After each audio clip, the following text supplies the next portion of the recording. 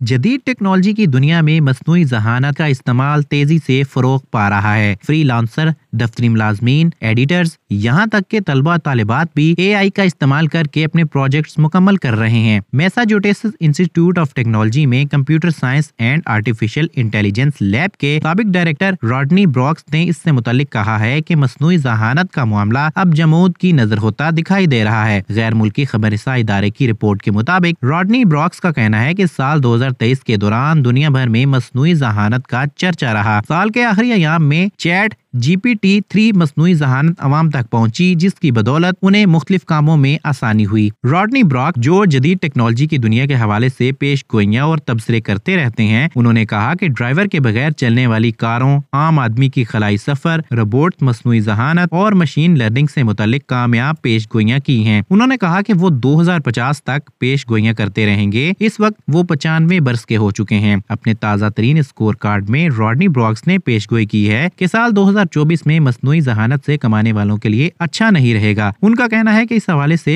गुलगला कुछ ज्यादा है। हम मसनूई जहानत की 60 साल तारीख कई बार नशीबो फराज के मराहिल से गुजारते हैं। रॉडनी ब्रॉक्स के मुताबिक वो वक्त अब ज्यादा दूर नहीं है जब मसनूई जहानत ज्यादा कमाई का जरिया नहीं रहेगा और लाखों अफराद के लिए इंतहाई मुश्किल हालात पैदा होंगे।